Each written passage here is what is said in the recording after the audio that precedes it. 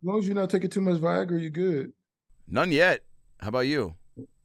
No, that'd be the worst. You die using Viagra, Can you and imagine? you overworked your heart. Oh fuck, it's happened, dude. That's bad PR for that drug. Or is it great PR? I mean, there's people dying all kinds of ways. Like to die like that might be, and you just like it might not be that bad, huh? Hey, it's Herbert. And you're listening to the About Last Night podcast, you slippery little son of a bitch. About last night.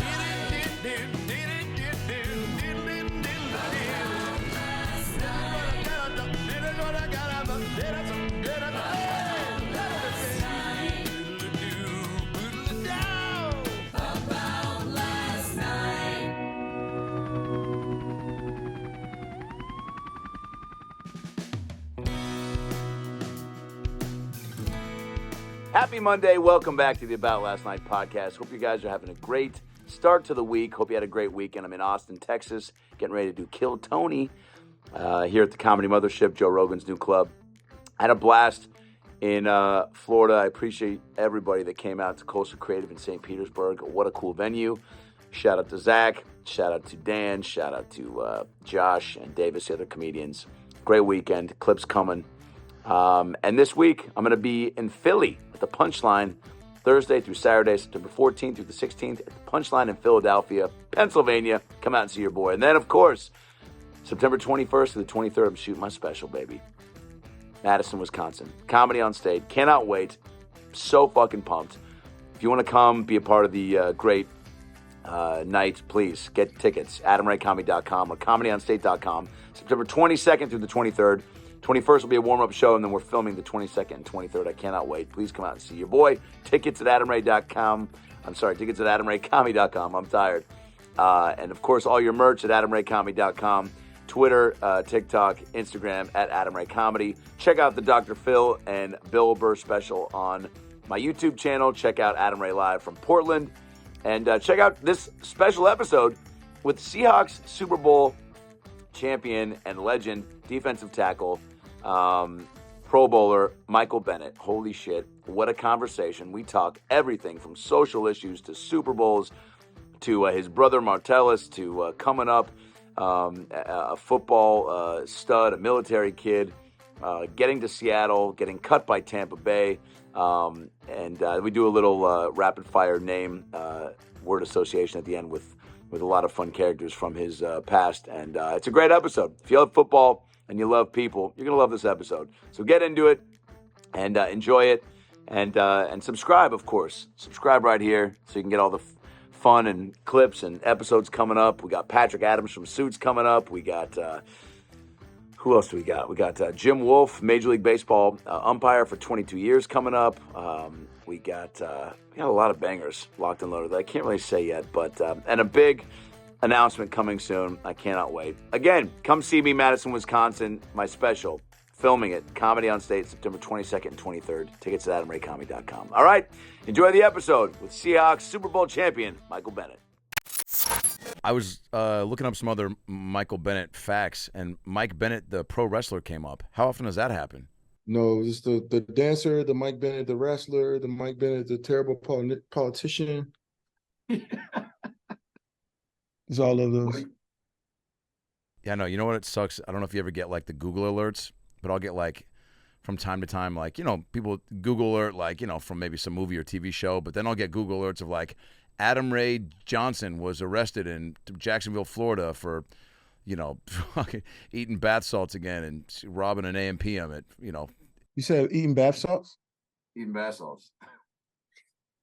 Man, remember that was actually a thing, though.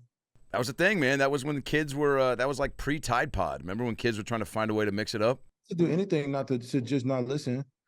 Bro, but if the kids eating a Tide Pod, is that part of the parents' fault, though? Great question. Kids eating Tide Pod? I mean, yeah, how accessible are you making those pods around the house, And also, why is there Tide Pods everywhere? And why doesn't your kid know that eating Tide Pods is a bad thing? I mean, I think it starts with that. If you can't look at a Tide Pod and a Pop-Tart and decide which one's good for you, I mean, maybe bad example. I don't know which one is, but now real quick follow-up question. Mike, if we're going Pop-Tarts and you're on a desert island or it's post-Super Bowl and you're looking to treat yourself, what Pop-Tart are you going with? There's many flavors to choose from. Oh, Pop-Tarts, man. I feel like a Pop-Tart used to tell how rich you were growing up, right? Because it's like you went to somebody's house and they had the Pop-Tart that was, the store brand, or if they actually had the title of Pop-Tart. And if you super rich, bro, Adam. Oh shit. If you super rich, Break guess it what you down. have? Yeah. Toaster strudel. That first time you get that toaster strudel, A little icing packet on the like, side. and you waving that cream on there, and you're like, man, I got a toaster strudel Danish, and you feel good, right? So That family had two garages. That family was living really well. They knew about each other. They hung out. They even had dinner on time, Fuck yeah, what's that like? I didn't have that. Did you have that growing up in Independence, Louisiana? Oh no, man.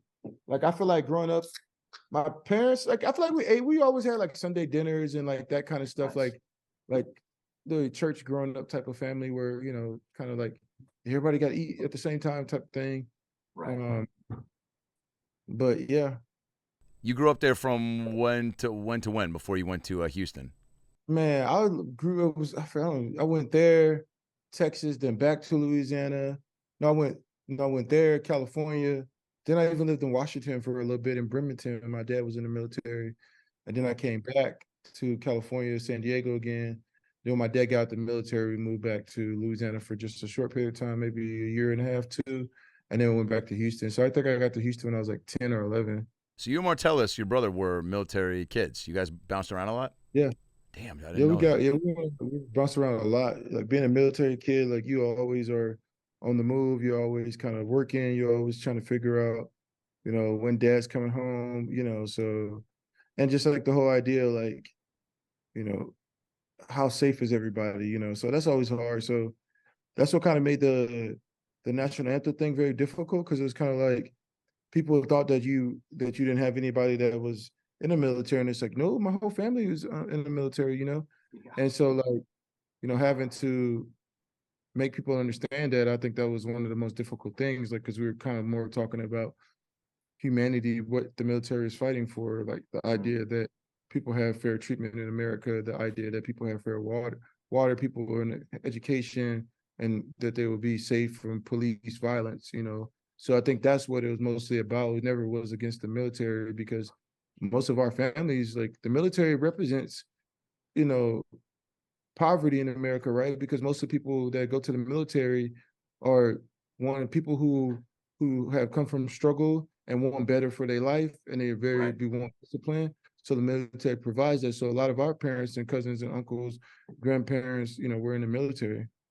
Do you think having that sort of upbringing is definitely fueled why you're so vocal, with social issues and social injustice, and just, you're definitely a rarity, I feel like, when it comes to athletes that want to really, I mean, you can speak on this, but it's like, as a comedian, people are looking at us to like be chopping it up on stage and talking about shit that people that maybe don't want to hear or aren't saying, right? But it's like for you guys, there's a certain level of, I don't know if it's the sport itself or people that watch that want to put you in this box of like, hey man, just like we're watching you for the entertainment. We don't like but it's like, hey motherfucker, I'm a person first. So, well, I think it makes it very difficult for people, because I think there's this idea that we create these identities, and like these identities break us from our realities. But in reality, like we're at the basis and the core of all things, that we're just humans, right? And I think that's what you have to connect to at like a human level, is like, it's not so much about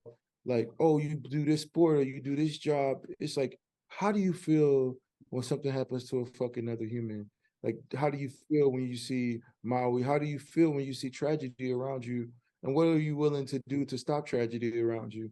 At what point do we become numb to societal ills? I think culturally we've built this this idea of self, and it's like reality, nothing really happens as in self. Things happen as in tribal, things happen as in the collective, integrated design, integrated cultures, and where things just happen, where we all are building things to bigger. No part is bigger than the other one. And I think sometimes as a culture, we forget that, 1,000. You always been this thoughtful when you were a kid and bouncing around? I feel like it was, let's be honest, if you're smarter than the other kids. When I was a kid, I didn't think. You didn't think? I was gonna say it's tough to make friends when you're this fucking smart. Like I was just listening to you talk. I was like, man, if I was like, yo, Mike, you want to go play some Madden? And you're like, man, everything's we're small. Everything's bigger than what we're doing right now. I'd have been like, all right, man, I'm just trying to fucking squash these Jolly Ranchers. But like, if you fucking, I think in retrospect, I think it's for me. It's always been a little bit. I've always been connected to a higher purpose and morality. I think I've dealt with that for all my life pretty much because all my family was preachers, so spirituality and religious structure was kind of like the upbringing. Yeah, my grandpa had a church in the backyard. We were always just working and farming and doing things and playing sports. So and at the same time, I still want to have fun. I love having fun, but I think there's a point where I love playing Madden, but then it's like at some point you always have like that reality, and you remind yourself about the reality. I think everything shares a reciprocal relationship. You respect pain because you understand joy. You respect life because you understand death, and you appreciate light in a room because of darkness. It's like one can't exist without the other. So there is a balance that we kind of tiptoe on in a constant state. Yeah, I mean, Madden would be like an escape for me. And it's like my buddy Avery Garmeyer across the street. We get in fights all the time from playing, chess and Madden, and then like. Once the game would finish, I'd go back to my single mom household and like dealing with whatever that was and trying to figure out if she was gonna, pick up another job so she could, pay for my Little League uniforms. And then Avery's going back to his, bigger house with two parents and all this, no concerns. And it was like, so sometimes the stakes were higher. It's like if I lost on if I'm throwing a Hail Mary on, 4th and 26 and I lose that game, it's like it wasn't just a loss. It was like, fuck, not only did I lose the video game, but I got to go back to my house where there's just like, more chaos than. You just broke down what being black in America is. You just said it. Like, here's white America just heard you say it. The stakes are higher when you're black. I've been saying it for years, baby. That's why you're here. Finally, can somebody listen to me? Fucking help get my voice to the top. Shit, dude, for real? No, but I think that's what it's about. Like, I think sometimes people don't understand that when they're privileged, they don't understand that there's the stakes that are higher for the other person just to try to survive, right? It's like those who live in a boat can't understand what it feels like to float in the water, right? And it's like you see people walking from El Salvador, you see people trying to get from Miami, you see people get from Cuba to Miami, and you're just like, oh my God, but then you go into the depths and the core of their soul and what they're experiencing on a daily basis, you start to have some type of compassion and empathy for their struggle. And I think that's what, like, he doesn't know that that you're struggling or what you're going through, but until he steps into your life, then he can have understanding, like, oh man, like this is why he's so gritty. But then those situations is what make us too, right? Because who knows what's the guy name that you playing with? Avery Garmeyer. How Avery Garmeyer doing now? Is he a jerk? Bro, truth be told, he had a kid, with a girl, and everything he was struggling on the struggle bus, trying to. He had a kid with a girl. Yeah, but then the girl then flipped a switch and like kind of made it impossible for him to see his kid now, and he's. So she turned into a man? What's that now? She flipped the switch and turned into a man? Well, he stepped it up for the kid, and then the wife just got a little. The lady. No, she flipped the switch and went from. Oh, she's still a woman. She's still a woman. My bad. Flip the switch. Yeah, see, dude. Look, I'm trying to keep up with the cool black slang in 2023. I didn't know flip a switch meant like going from wiener to pussy. But if it did, then that's what it is. But you and I are just getting to know each other still, so I'm trying to figure it out. But yeah, no, flip a switch as in like she went cuckoo for Cocoa Puffs during the daytime. Oh, okay. She took NyQuil during the day. Do you know what I'm saying? And DayQuil at night. She so she now kept Avery from his kids. So he's. Yeah, man. I mean, his life was sweet for a minute, and yeah, he's definitely on the darker side of things. But let me ask you this, Mike: were you? Who said you win? Yeah, dude. Yeah, it might have been 4th and 26 in 1995, but it's 4th and forever for him right now. That's dark. All right, I'll take that. We'll edit this out. I love you, Abe, if you're watching. Mike, you strike me as someone. You gotta tell me this, dude. You are, and I've known you as long as I've just. seen you obviously been following you, when you're playing for our Hawks since 2013. And then been fortunate enough to be around you in the past couple of years with Champions of Change, you, Dougie B. and Cliff's organization that's, doing insane things for the state of Washington and the communities and a lot of groups that just need support, and not only financially but exposure too, And you strike me as someone that's always had that philanthropic bug in you, but you're also such a fun-loving guy. I mean, whether it's like getting on the mic, like before we even really had more than a couple exchanges, you were like throwing me love, but also roasting and toasting me during the game. And I was like, dude, this is the guy I fuck with, because like he's trying to be in the bit boat right out of the gate. Like he's making fun of me, but then also when I get a nice layup, he's like, oh, I see you, Adam Ray. I see you. And I'm running up down the court pointing at you, and like, you're trying to get the crowd hyped up around me. And then 2 minutes later, you're like, yo, give the ball back to Marshawn. Y'all know what happened last time we didn't give it to him. Whole stadium erupts. Like, you just have this gift for gab that I think is it's so funny to see people off the field like that. We as fans get so enamored when you guys have the sweetest semblance of personality. Do you know what I'm saying? And you, I think, are. Yeah, I just want to know when that happened. Have you always was young Mikey B like always this, I guess, fun loving and upbeat? Man, I grew up watching it was probably bad of my parents, so I'm saying this, but Richard Pryor, Eddie Murphy. Let's go. Delirious or Raw? All of them, Red Fox. Like every night we used to watch Sanford and Son.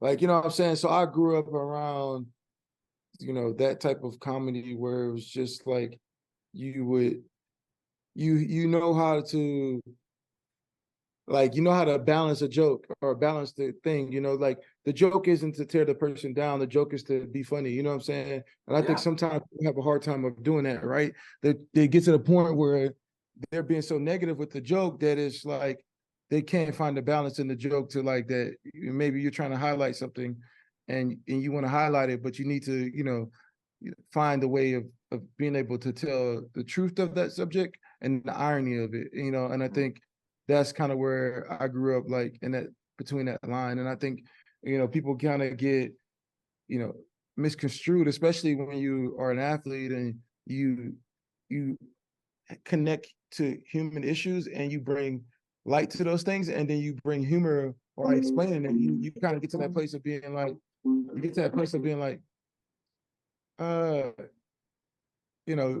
something as simple as what's happening in the world, and you just kind of just want to find a way to like basically deal with it. I think that's what comedy does, right? Comedy is so important, right? It's like, it's one of the most important art forms, right? Because it's like the thing that like, life is already tough, like, and there's moments where we need to have laughter to deal with the realities that we feel. Like, why are we paying taxes if you're dead? Like, makes no fucking sense. Like explain that to me. Like, why when you die and somebody's come to you and say, oh yeah, you just died, that's like, we want to take half of what you had because you don't need it because you're dead. Like, what? Like, who the fuck does? Like, this is the world that we live in, like. So. Did you think that fearlessness of like just you, I mean, it strikes me, I don't know if you were a class clown or like, did having a brother in Martellus, did you guys like bring it out of each other or what? Like, how did you, because he's a goofy motherfucker too, man. Just, he was my coach for this last Champions of Change game, and he was just like, I mean, ripping people on I remember one time, I think Will Conroy drove, there's about 14 seconds left and we were down by 1, and he drove baseline and like, picked up his dribble, and Martellus goes, yeah, pick up your dribble, drive baseline into a double team. That's a great move. And everybody just starts laughing. And it was like, a close game, but he was like that the whole time. And I'm like, man, both these Bennett brothers are just fearless in the way they hang, Man, I grew up in Texas, like, people used to make jokes all the time. So it was one of those things where you had to be able to defend yourself. It wasn't so much about fighting, but it was the art of comedy and the art of being able to tell a joke. And even in Louisiana, my grandparents, everybody, like when you pull up, my grandma, like, she gonna say the most, the thing that you say you gained a lot of weight, right? It's like, like, I'm feeling really plump, I ain't shirt, nothing fitting. Like, she pull up, she's like, oh, hey, Judy, that boy, he look plump. Bring your little plump self over here. Come on, come on. Oh my, boy, you still cute, but you're plump now. You like that, and you just like, damn.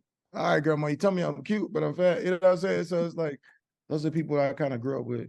Bro, I had my grandpa did the same thing to me because I was pushing, like 180 in the 4th grade. I mean, dude, it was like let's just say my mom would get a new bra and I was like, you mind if I borrow it? Like it was getting that bad. Like it was, and my grandpa would say, he had a more indirect way. He'd be, Oklahoma Jew. He'd be like, you can't wear sweatpants at your bar mitzvah. That was his like way of being like, hey, maybe don't go back for seconds on that lasagna. You know what I'm saying? Grandparents have a way of just holding up that mirror, don't they? They do. They tell you that, and they want you to be like, hey, you need to, watch what you're fucking wearing now. Yeah, so. When did football become something that you fell into, or was that just always you just played all the sports and then that one stuck, or what? I mean, I actually loved football. I love the history of football. Like, I grew up loving seeing Alan Page. Grew up loving seeing Tampa Bay defense, the Chicago Bears, like all those things. Like those things were like the core of what I loved growing up, right? As a sports fan. So like, and I just like the idea of teams. So football has always kind of stuck to me as a teenager, a youth, and like I grew up playing football in my backyard growing up. Like we played against other neighborhoods, like so that was always a part of my thing. Is like I love the idea of competing with a group of people. What did it mean to have a brother that was also into it? Did you guys like?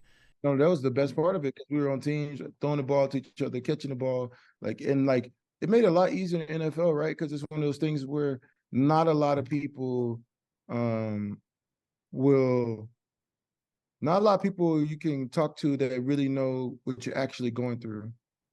And that fact that being able to talk to my brother, it made my career a lot easier because there's things that I could talk to him about that was actually happening that maybe my wife couldn't really understand about the pain of the game or that, but my brother was in the thick of it. So it's like you having your best friend who's experiencing the same thing and you have somebody to reflect with. Yeah, how often would you guys communicate during the season? Like, I mean, keeping tabs on each other? We talk every single day. Like 3-4 times a day. What's it like when you really are playing each other? Can you you can separate and keep that dog in you, or you don't want your brother to get hurt? We never hit each other hard. Like we just kind of just go through the motions of it, right? And like we'll play hard, but not like where we try to kill each other. Is that really a real thing that people talk about as far as like, I think I heard Sherm talk about it when he got chastised for his post NFC Championship interview when he was screaming about Crabtree and Aaron Andrews is like, wait, what the fuck? What's going on? But I was like, dude, I think I heard Sherm say after, he's like, you don't understand. We got to like get ourselves so riled up to go to battle that like a boxer.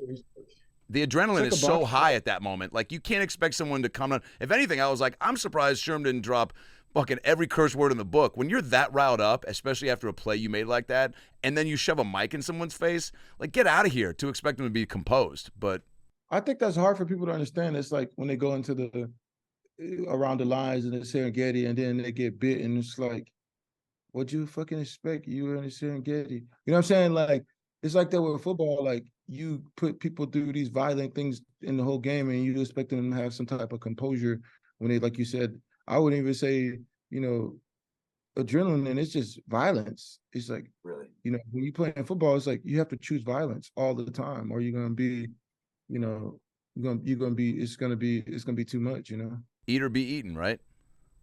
Exactly. Actually, that's what I used to say in the 6th grade when I would dip my Pop-Tarts into Cool Whip.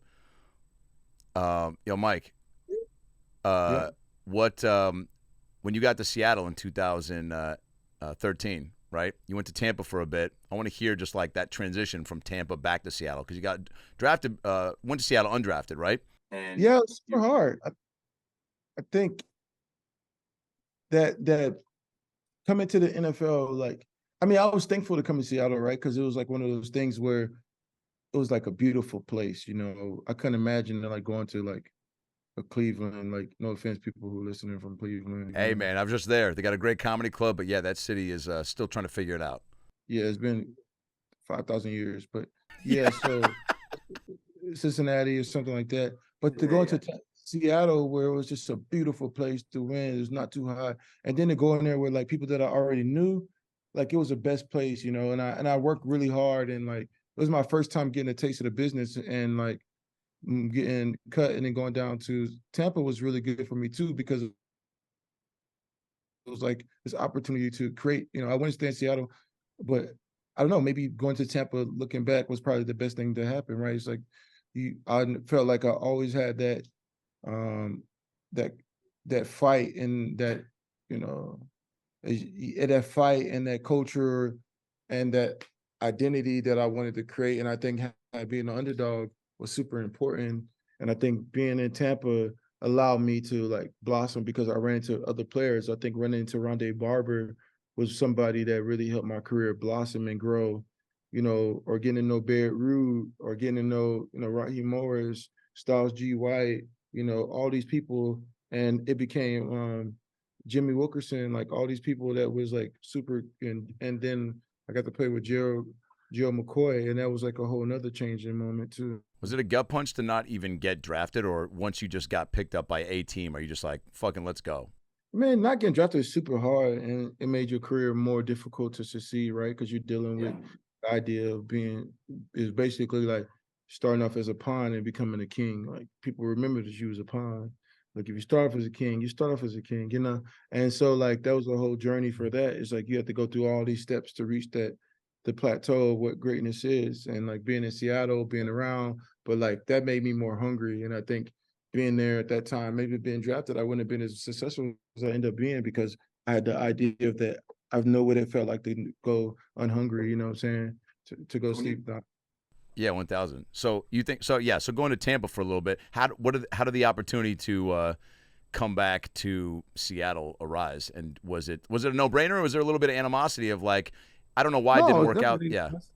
I was actually about to get franchised in Tampa, and then can you speak to real quick sorry, before we move on, can you speak to like what changed for you though in Tampa? Like, was it just not the right fit in Seattle? Were you like, yeah, okay, this wasn't the right? I didn't have a choice. I think Seattle had like I was like, they had me like as a red shirt, like I was going through the process of becoming a pro because Dan Quinn always like keeps like a young defensive lineman and develop him. That's one of the most important things to him. So I was that lineman that he wanted to develop. And so, you know, that whole, you know, going down to Tampa, it was just that. It was like they told me, oh yeah, we're gonna cut you for tonight and then we'll bring you back on Monday. But then when they cut me, like 15 teams tried to claim me. So it was the lowest, the lowest with the team with the worst record is the team that you go to. So okay, so you get the chance to go back, and are you like, I mean, you speaking about being undrafted and having a little bit of chip on your shoulder, you're coming into a team where there's a lot of that, right? I mean, like, I don't know how many guys were either late picks or also undrafted like Dougie B, right, where you're now surrounded by guys. Was there like an immediate, obviously you're already kind of a fan of just the city and whatnot, but was there an immediate feeling in that locker room and at practice when you came back, first of all, with more experience? Were you like, oh man, can you tell with a group right away, or does it still take time to figure? I think it was easy, Joe. I think like I was supposed to get franchised in Tampa, so I was about to get franchised. But there was like the GM wanted to franchise me, and then the coach, Greg Schiano, was like, oh, let's not franchise him. And they was like, instead of giving you 10 million, we'll give you 8. And so, and I was like, man, I don't know about this. Like, I mean, I played through a broken toe, and I played through a car accident. I could play so many times when I hadn't played when I was injured. And like, I just came off a first round tender. So like the steps are supposed to be franchise, right? And so I was like, nah, forget it. So then I went down to Miami, and they had Cameron Wake, and I was like, man, cool.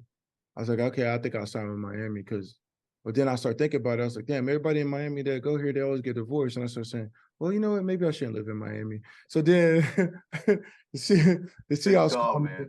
The Seahawks called me, and I was at the Fountain Blue, and I was like, and I was supposed to go back to the meeting tomorrow with Miami. And then the Seahawks called, and I told my agent, I was like, Dan Quinn was like, man, if you come, we'll win a Super Bowl. He's like, really, you the only one of the main pieces kind of missing. He's like, if we can get a defensive lineman who can do like multiple things and like pass rush situations, then I think that's one of the main things that we kind of lack. And we got the outside rushers, but the inside rushers, like what you will make us. Well, I'm telling you, we'll win the Super Bowl. And so that's why I came. because Dan Quinn, me and Dan Quinn kept in contact while he was at University of Florida, and he always used to contact me. He was like, whenever I get a coaching job, I'm gonna get you, whatever. And so that's how I got there. That's got to be somewhat rare, right? In the league for people to, I mean, I don't know if to keep in touch with coaches for that long, but for guys to say something like that and mean it, and then have it actually come to fruition. I mean, I think coaches like to have people that they know, because it makes it a lot more. It makes it simpler, right? It makes it somebody that knows your system, somebody that can do what you do, and it just becomes a lot more complex, So what's it like when you get back to Seattle and you're looking around and you're seeing, you're meeting Sherm, you're meeting Cam, you're meeting Beast Mode, you're meeting Russ? I fit in really easy. I fit in super easy because I'm made like them. You know what I'm saying? Like, I'm competing. It's like I don't fear nothing. Like, so it's easy, like, for me to come in. I'm not fearing anything, any of the work ethic, It strikes me that everybody was kind of homies with each other, but were there people that you kind of like gelled with right away more than others? I don't know if it's in your me, Bane, and Cliff, and Big Red, and Truck. How was what did Pete say to you when you first got there? Could you tell he was all business? He was like, wow, you fast. Because he hadn't seen me play much because I was in Tampa. And so DQ was the one that wanted me, He's like, I got this guy, this guy. And so that's the guy that's why I ended up there. All right, so take me through the season once things start to like pick up, man. Like that's, I think every person that's talked about that 2013 year like says that they knew that things were taking a turn like early on in the season. But is there a moment when you're playing when you just feel like on the field that just things are different than any situation you've been in? There was so many moments. I think that team to me was more about like the kind of just the way that we would practice, right? The camaraderie around practice, the camaraderie around competing, the camaraderie around watching film. I had never been around a group of people who were committed to something at that level. And it's like something that doesn't happen very often. I think that's what made that team super special. But I think for me, like, even just retiring, like, taking that work ethic and taking that idea of what team is, like, helps you in business too, right? Do you have any like first impressions that you remember of, like, I don't know, man, like what was your first interaction with Marshawn like? Was there, what I'm saying, like that's a guy that's been touted for having being a man of few words, but it's like, well, yeah, I mean, we don't know. Marshawn is he's one of the funniest people in the world. I knew Marshawn because I also went on a visit to Cal coming out of high school. Oh, nice. So I knew him and Meatbang from then, but it was always funny. It was just like one of those things where it was kind of like super, super just connectivity between everybody. Do you think the practices are the way that you guys were like doing them? How intense, like apparently they would get? Is that good or bad for a competition? It was great because it's bad when competition becomes taken off the field. But competition is purely competition, and when somebody competes against you, you're just trying to get better. I think that's what makes it unique. Who are some of the best shit talkers out there? Sherm for sure. Yeah. Earl's super. He talks so much shit. Yeah, you keep it pretty clean or what? No, I talk a lot of shit, man. You gotta talk shit out there. You gotta tell people what you're gonna do and how you're gonna do it, because you gotta say it so much that you believe it. Yeah, I guess I can do that. That type of shit. Does anybody ever say anything to you like during a game on the field that actually like makes you crack up and almost like takes you out of your lion mentality for a second? Will Tukuafu, the coach at Seattle, like one time he was like, "Man, I'm from Utah, Blood Street Gang, we'll tear you up." Oh, Crip, Blood Street Crip or whatever. And I was just like, "But you're in the NFL." And he was like, "Oh shit, you're right." You know what I'm saying? And so we still joke about that all the time. Like he was just like he said he was like from some part where he was like a group of people. I don't know if it was a gang or whatever, but he was just saying that, and it just made me laugh. So every time I see him, I give him shit about it. What do you think about these videos? Say it again. Say what? What do you think about these videos of Pete running around at 71, tossing fucking dimes out there on the practice field? Pete is one of the most competitive people I know, and I think it's infectious when you have a coach who has energy and it seems like he loves the game. He loves everything about it. I spent time coaching this last preseason, and it was so good. I felt like I got a chance to get in there and really like get to know Pete from the higher level and understand the thinking of the philosophy, and I think it was amazing. Yeah, you're seeing a different guy when you're not like, as a player versus able to step back post playing, right, and like watch him actually do his thing. Do you gain a greater appreciation for it? Yeah, I do appreciate it. I think I appreciate the artistry and the philosophy. I think that's what it is. I think me even being a designer or a thinker, like to fall in love with process in a unique way, and for him to fall in love with process every year, and it feels good to him is amazing. And like to live the life like that, it's a special life. are there things Pete said to you while you were playing, or even like while you were just there doing preseason helping coach that you've like carried on or applied or put into things when you're speaking? Pete never told me anything that applied to my life, but yeah, I just like him.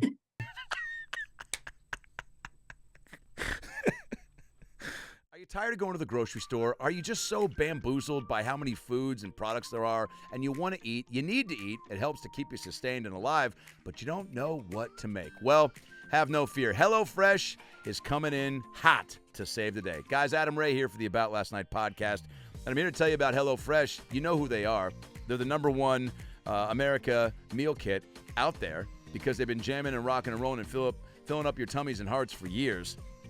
And, they're the go-to spot for pre-portioned ingredients and seasonal recipes. And look, I can't even talk because I'm getting my mouth watering just thinking about all the fun recipes HelloFresh has. They send it right to your doorstep, so you don't have to go to the grocery store. How many times you go to the grocery store, you see some weirdo, some psycho, some serial killer getting paper towels, Tums, and Diet Pepsi. It's like 10 p.m. at night. You're like, dude, what are you doing here by yourself? Save that worry from your life and get HelloFresh because they're sending all that stuff to your door. They make it fun, they make it easy, and it's affordable. My wife and I have been screwing around with HelloFresh for quite some time, and they just make it easy to eat, and that's what you want. Fall's just around the corner, and HelloFresh is here to help you plan for a busy holiday season with tasty dishes sent right to your door. Tasty dishes? I can't talk because I'm thinking about all their damn food. Now, look, if you want wholesome made meals and there's not enough time, HelloFresh will do that for you. All you need is 15 minutes to enjoy a tasty, satisfying meal made in your own kitchen. Just look for their quick and easy dinner options, plus quick breakfasts and lunches as well. Look, it seems like your family's hungry all the time. Well, great. They got snacks, sides, and more. Every HelloFresh order allows you to pick and curate your own little plan. They've got a HelloFresh Market. You can take your pick from a curated selection of over 100 add-on items. Parents are going back to school shopping crazy. Let HelloFresh get the groceries for you and save on money and time. Send that stuff right to your door. Life gets busy. HelloFresh is 25% cheaper than takeout, and you don't have to go to the grocery store and make weird eye contact with somebody from your past that you don't know their last name or favorite color of. Right now, if you want to be a part of this amazing meal plan, go to HelloFresh.com/50about and use promo code 50about for 50% off plus free shipping. That's insane. You got to do it. It's the best out there. HelloFresh.com/50about with the promo code 50about to get 50% off your order plus free shipping. You can't get much better than that. HelloFresh is the name of the game. It's how everyone's eating. It's how you're feeling better and living life properly. So do it right now. The meals are great. The snacks are great. It's healthy. And look, you can even lose weight if you're trying to make sure that your portions are appropriate, which HelloFresh is the best in the biz at. So go to HelloFresh.com/50about, promo code 50about, get 50% off your order, and start feeling better. Let's get back to the episode. All right, so we're getting into the 2013 season, man. I want you to really speak to once you guys start rolling and you're coming up on playoffs, how people talk about athletes don't want to like be thinking too far ahead and like one game at a time and all that, and Pete's obviously preaching the go 1-0 and every game's a championship opportunity. But like, is it tough to not at that juncture in the season be like, oh, we're gonna fucking win it all, or do you just have to really keep yourself? I think we had that the whole time because I felt like we were just so into it all that like it felt like we were gonna win because we were hungry in that way. How much does the 12s and the fan base really like affect what's happening? Like that San Fran game, like that shit was bonkers back and forth and really came down to it at the end. And it's like, I feel like there's certain plays where it's like you guys clearly fed off what was happening around you, right? Man, the fans are the most beautiful thing about Seattle, right? The fans will help you go to another level. And the Seahawks fans are like no other fans. The only fans that could compare to me is the Philadelphia Eagles. Oh, shit, yeah. I thought you were going to say is the OnlyFans accounts that I follow. But, yeah, okay. So the Eagles You said OnlyFans. You can't follow OnlyFans. That was a joke. I said the OnlyFans that are better than the 12s are the OnlyFans accounts that you've. Yeah, you're not on OnlyFans, are you? I've never been on OnlyFans though. I know it feels feels like It's not a people. place you want to live. Let me ask you this though, Mike. If you had to put something up from your life, what would you put up on OnlyFans? What's the part of Mike B that you feel like might garner the most income? None, because I feel like the only way to garnish income is to do ungodly acts. You know, like that's the only way to. I mean, Pimp C said it the best. Like, you know, pouring in the streets is gonna be on the internet now, and it's like that was true. It's like that's exactly what that is. Like, you basically do is I don't know what they call this. I mean, so maybe some people are doing some good stuff, but I bet the people who are getting the most money are showing a little extra. something. Yeah, they're showing extra. A little something that's not on the value menu. Yeah, there's a there's a girl named Stephanie Maddow. She was on a show called 90 Day Fiance. She farts into jars and sells them for like $50K a pop on the internet. What? Yeah, let's move on. Mike, when what? That's a real thing. Can't move on. Stephanie Maddow, she farts into jars, and crazy dudes out there, people with teeth and families and debit cards, are buying these jarred farts for 50 to 60. Yeah, people were. Isn't that crazy? Like, how does it even show up on your? How do you even explain that to your wife or somebody? I don't think like, you do. I think you should take that shit to the grave. She's like, "What is that in that jar? Don't open it. You're gonna ruin the value." Yeah. Oh shit! This smells like thought fart. Yeah, I bought some thought fart. When you guys, when Sherm got that tip on, first of all, tell me this, on that final drive before you guys close it out, are the nerves, as a fan, the nerves, are so high and the anxiety is like through the roof. Are you able to kind of zone it out and keep it cool, or do you like to use the stress level and the adrenaline of the moment to kind of fuel your play? I think we like to fuel our play. I think it was like the stress of it all is like what makes it. That's what brings the competition. That's what brings in the heart. That's what brings in the culture. So for us out there, I think it was kind of simple for us to like compete and do those kind of things at that level when it's like on that, it's on that one. When Sherm got that tip, do you remember what you thought or felt? Was it just like, I mean, you're going to the Super Bowl for the first time ever, like with this group of guys? Like it was moving in slow motion. It was like, whoa, what is that? You know what I'm saying? And it made it super impactful because it was like the opportunity to, see Sherm. He'd been working all year, like making plays like that. And for him, that play changed his life. Break down Super Bowl week for me. You guys get out there. Is it just all like, as Dougie and KJ and Cliff have all told me, like there was just a confidence level that was like through the roof. So it was like the nerves were kind of really chill. You guys were just enjoying like all the press stuff. Obviously Marshawn was getting a lot of attention with all his interviews, but it just felt like people were so high on like Peyton Manning and the offense that I don't want to say you guys weren't getting any love, but it was just like, it felt a little unbalanced. And I went to the game with some homies. We did some shows out there in New York, and we saw so many Seahawks fans in the streets of Times Square that I was like, man, I think Seattle's showing up for this game more than they're giving anybody credit for. And then on that opening play, it sounded like a fucking home game. Yeah, man, I feel like that game was very, like, the whole weather the whole time was the main thing that people were talking about. It was like, oh, the weather's going to be like that. And then the weather was like, God just cleared out that one spot in the city and like allowed us to play. And so for that, I felt like we were very fortunate. I think there was this idea that we would dominate. I think it started off with us being there in New York and being inside the Giants facility and seeing what they had on the board and then comparing it to how we were feeling about ourselves. And that became like, okay, well, that's how we thinking. And so when the way we were thinking about it and seeing what their goals was as a team, I mean, it gave us a lot of hope to say, ooh, like, damn, what we thinking is just way more unique and powerful because we don't plan on giving nothing up. So, I mean, that's a hard week too. I kind of forget a lot of stuff that happened, honestly, because it was so long ago. Yeah. Can you at least just tell me, like, at halftime, do you remember were you feeling at halftime? Like, you get just being up 22-0? Like, is it just like keep the foot on the gas? Is Pete like walking in laughing, smiling, or is everybody just like still? You can't. That situation, you're still playing against Peyton Manning, so you still had to be very cautious and still, be forward thinking. And so I think that was very important for us to like stay humble and not get too far ahead of ourselves and make sure that we compete. What was that parade like in Seattle? I know you were, obviously you guys were having a good time out there. I'm sure the party in New York was pretty bonkers too. But didn't Pearl Jam play at the party in New York or some shit, or no? And black people don't like Pearl Jam, bro. I think we had to complain about that. We was like, bro, we win the game. Y'all bring Pearl Jam. Y'all better bring Drake or Future or somebody. Oh, we couldn't have Future because of. Yeah, I just saw Drake last night. It was unbelievable. You saw Drake? Yeah, here What's in up LA. with Drake here?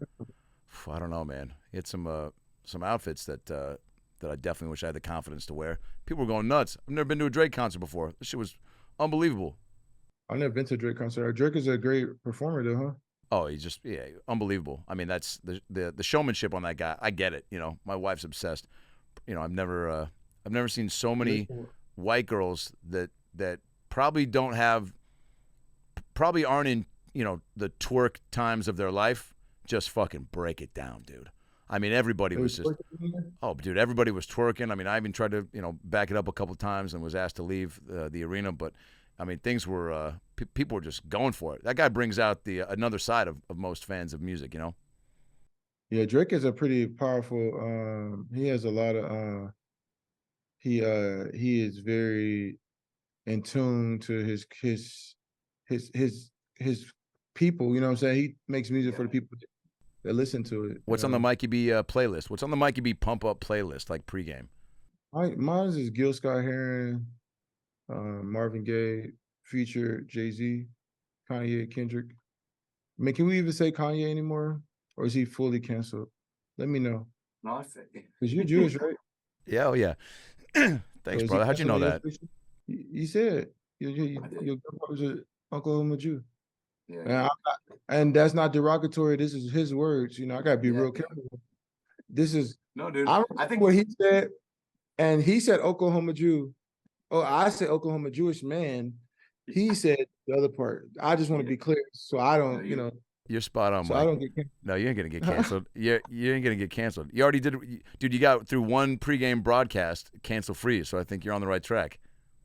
Oh, that's good. Was that a good time? No, it's super good. It's nice to do that from my perspective. What's great too is watching you along guys like KJ, who is real well spoken like yourself, but like you're definitely a little more loose on the mic. And like you could tell, even just him sitting next to you, like he knows you so well. He was almost like there were times when you'd say certain things where he'd laugh, but a little bit nervously, like, "Oh shit, man," like. I like that. I like because KJ. I like how he's growing to be.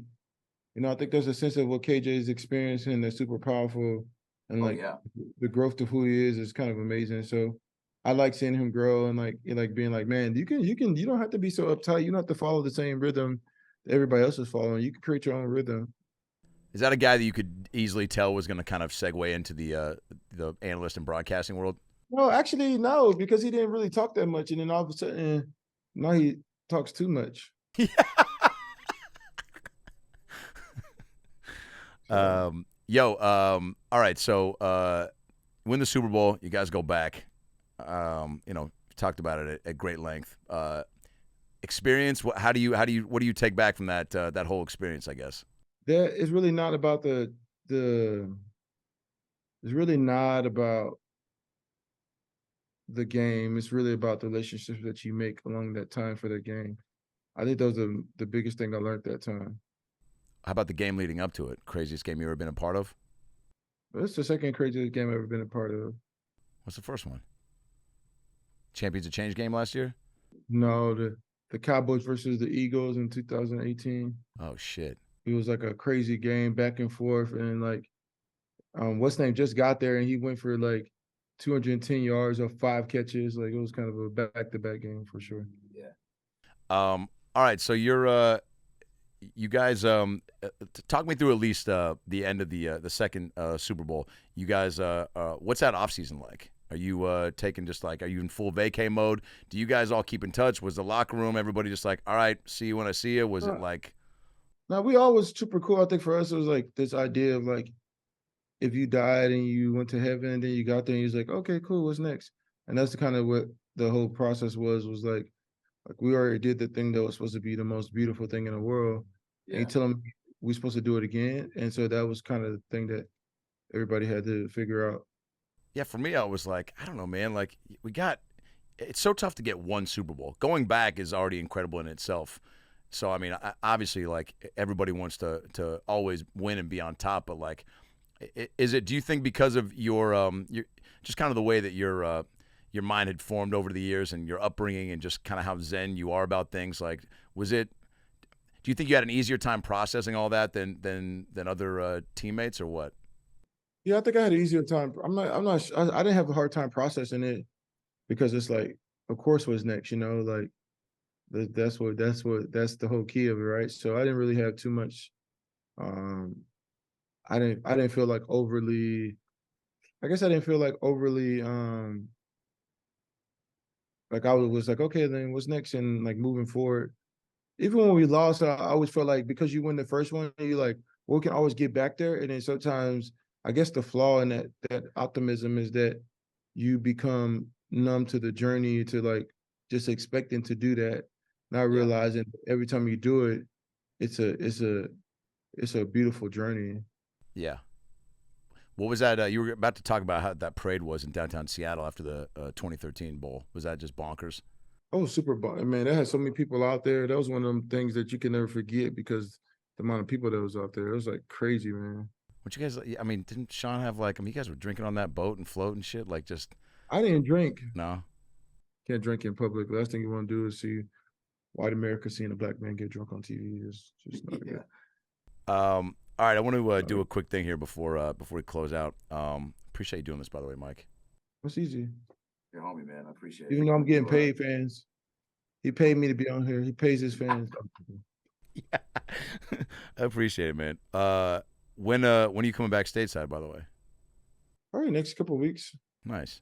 Are you gonna be around Seattle for chunks of the season or what? Well, yeah, I'll be around a couple times. All right, I'll probably see you down there then. All right, I'm gonna say a name from a guy that you've been fucking with for a little bit, on the field, off the field, and then just maybe it's a word, a couple sentences, something about him if a memory pops up. Cliff Averill. Brother, man, I think the first thing that pops in my head is like brother who became family. Like me and Cliff, that's my road dog, and like even to this day, like even retirement, we still close the way we was when we played. We talk like almost every day. So Cliff is a brother for me. Were you guys roommates or no? Nah, we didn't have roommates. We were starters. He came in shortly after you came in, right? Like, I mean, right after. Came in together. Fuck, dude. Did you guys kind of, the way Dan said that you were that missing piece, he kind of had that same mindset for Cliff as well, yeah? Yeah, exactly. All right, Dougie B. Napoleon syndrome. Cam Chancellor. Terminator. Richard Sherman. Predator. No, that's a bad Wilson. thing to say. Go back. Can't say Predator. That sounds terrible. I thought you meant like Predator the movie, right? Yeah, but like, these days you can't say nothing like that because something might pop out one day and it's like, Michael Bennett said Predator. We should have known. Like, you know what I'm saying? So I got to be careful. I can't, you know what I'm saying? You can't say stuff like that. I know, dude, but it's like, it's all context. Podcast, it was back in 2023. He said He it. called him a Jew. He called Adam Ray a Jew. It's like, no, motherfucker. Adam Ray called himself a Jew, and then Mike just reiterated it. No, I'll say intellectual. Oh, yeah. Russell Wilson. Short. Marshawn Lynch. Wide. Pete Carroll. Google.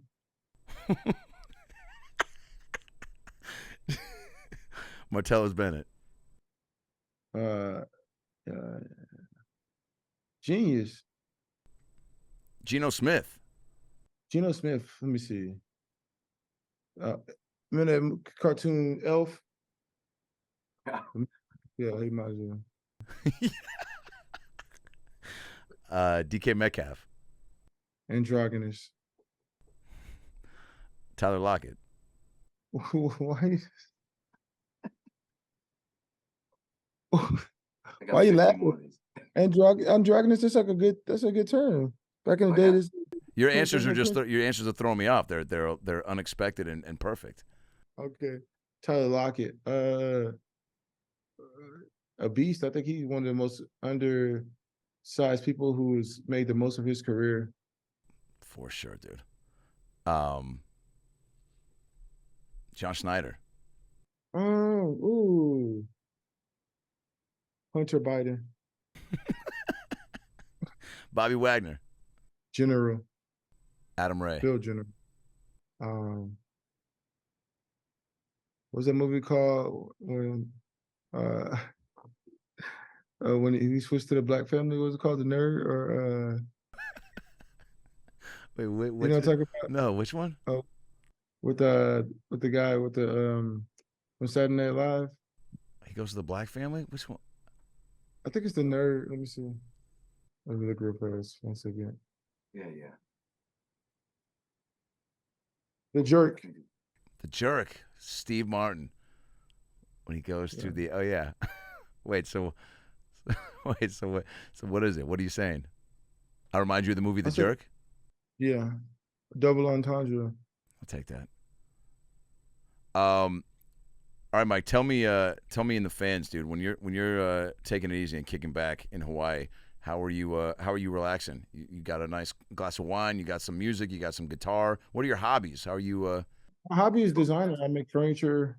I went to the art space. I went to school for architecture, design. So I focus on like making stuff right now. We making stuff as I speak, drawing and focusing on some new designs. I just finished something in Seattle, the Seattle Design Week. I made a sculpture out there, which was pretty good. Let's go. Yeah, you've always got a creative side to you. I don't think people get to see enough of. All right, well, if maybe I, at some point down the line, I just got married. If there's maybe like a, I don't know what your fee is to design me like a custom-made, futon for my smoke room. I could do that easily. Yeah. How long you been married? How long you been married for? 8 months. Any advice? You think it's gonna work out, or? Oh yeah, she's the greatest thing ever. Okay, that doesn't mean that you're the greatest thing ever. Don't get her greatness mixed with your greatness. What kind of? See, you started off on the wrong foot already, man. Shit. No, I'm 41. She's 28. We're jamming. She's more mature than I am. I'm That always says that's something that an older man who dates a younger woman always says. Like that's like the first thing that come out of his mouth. He's like, yeah, man, she's way mature than me. Yeah. Well, I'm just a grown. I'm a grown adult child. I'm like I'm telling dick jokes for a living. But she's got nothing to worry about. We can go to Drake and I don't have to take extra. I mean, look, it's maybe I got to take an extra couple road gigs because of last night. But it all comes back. As long as you're not taking too much Viagra, you're good. None yet. How about you? No, that'd be the worst. You die using Viagra, and Can you imagine? You overworked your heart. Oh fuck, it's happened, dude. That's bad PR for that drug. Or is it great PR? I mean, there's people dying all kinds of ways. Like to die like that might be, and you just like it might not be that bad, huh? Yeah, man. I mean, now that you put it like that, getting eaten by a shark or falling out of a moving train or something like that, dude. Yeah. Or die taking a selfie. Not taking a selfie, man. That's. Can I ask you a question? Do you feel that, depending on, this is a sick joke, a sick idea, just Baby. And I'm sharing it with you, but do you feel like there's certain funerals you won't go to, like depending on how the person died? Great question. I thought about this because I almost got attacked by a kangaroo when I was in Australia. I was at a sanctuary feeding koalas and feeding kangaroos, and one of them stood up and like flexed on me. Like this motherfucker looked like I don't know. I was trying to take one of his kids away, and this thing flexed on me and started to charge at me. And I thought, wow, what if it like just drop kicked me and that was a wrap, and I died from a kangaroo kick to the dome? Like people probably aren't. If they are going to the funeral, they're laughing their way. Like, how do you stay solemn, being like, dude, what happened to Adam? Oh man, he just wasn't quick enough, man, and he just he was in that coma forever. I thought he was going to bounce back. I'm sorry, that's a bad joke, but he just he was a good guy. Like, I don't know, man. You can't stay. There's certain ways you die. It's just silly. There's no way around it. And I think death by kangaroos would definitely have not been the ideal way for me to go out. But yeah, man. I mean, I think there's some funerals. I don't know what's a way to die that you don't think you could go pay tribute to. I guess if you like walked off the edge of a cliff taking a selfie, I think for me that'd be kind of like that'd be like. Yeah, what are you gonna say, man? He died doing what he loved, just fucking taking bullshit like, photos, forcing us to like his bullshit on Instagram. Like it's like, what do you do then? Like that's the kind of stuff you might be like, I don't know, man. Like this could have been avoided. You know, if it's an avoidable situation, then I'm kind of like, yeah, cool. But then if it's like one of those situations, like, why would he do that? Like, why would he? What? Like it doesn't like you know what I'm saying? Like. Why would he stand on the edge of the Grand Canyon when it clearly says do not stand on this side of the fence? Then you have to start thinking, should you waste your time of your day to celebrate somebody like that? Or yeah, I don't know. I mean, it depends on how close you are with the person, what the food looks like, how long the ceremony is. I mean, there's other factors. Wait, let me ask you this real quick. Do you think DeMar Hamlin should play football again? That shit was crazy. I don't think we've ever seen that. I don't think he should play football again. Actually, I think he kind of like water downs I feel like him not playing would become a bigger impact because now he could talk about what players are figuring. Like I feel like there was a bigger, like he could have became bigger than football. You know what I'm saying? Like because it could have almost been like Kaepernick. You know, well maybe he wasn't playing, but the impact would be the same because he could have an impact on human beings. But you can't really stop somebody from playing, right? Because he really wanted to play, and maybe that was what was keeping him up, you know. You think you can play too long? I mean, like when you retired, you were how many years in the league? I think he can play too long. You think Brady played too long? No. I mean, it depends. You got to ask Giselle that. Mike, dude, you're hot on the mic, man. We got to get you back in that booth ASAP. And also, next time I do a show in Seattle and or Hawaii and Houston, which I'm getting you folks tickets to, you got to do maybe a hot 5 up top, dude. Have you ever thought about doing stand-up? Be honest with me. Yeah, I thought about it every day. My wife was like, you're going to get canceled. So I have jokes already done. And yo, I know. I think you did the at the Parlor back in the day. I think, wasn't there a roast of you or a roast of Doug or all three, right? Yeah. I don't know if it's a roast again as much as maybe just I don't know, man. We should figure something out, dude. I think it's a set. I think I could do a set. But the problem is the jokes that I have are...